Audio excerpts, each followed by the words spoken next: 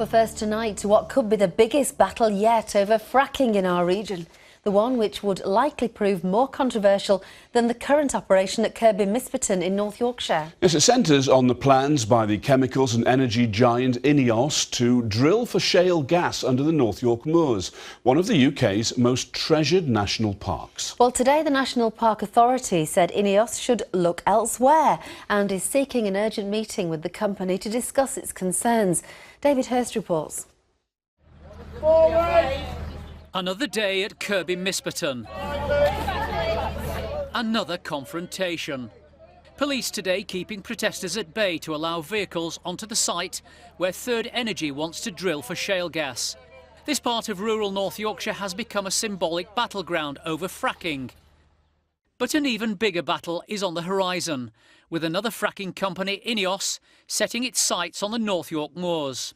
This is an area of outstanding natural beauty which attracts millions of visitors every year, and it's protected.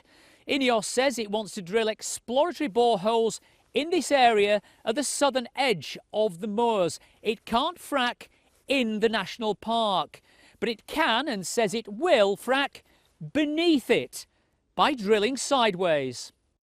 These are the licences granted to Ineos to explore for gas, covering huge areas in and around the national park, from Helmsley in the east, almost to Scarborough on the coast.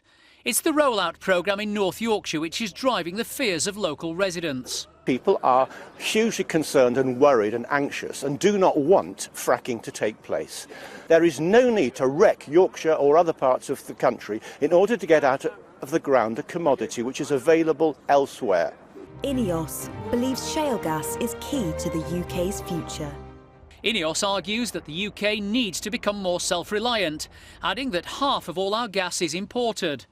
In the short term, it says, seismic surveys will be carried out on the edge of the North York Moors. We're not talking about blighting any landscape. We are going to undertake our activities with huge sensitivity to the landscape, and we obviously strongly disagree with the wastewater piece, because we believe, and as does the Environment Agency and many of the bodies which will regulate this industry, that it can be done safely and effectively without any pollution. The National Park Authority, which is based in Helmsley, said today it wants an urgent meeting with Ineos. What we'll be saying is look elsewhere. Tourism industry is worth £0.6 billion to the North York Moors and surrounding area every year, and that is potentially at risk if this industry does take off.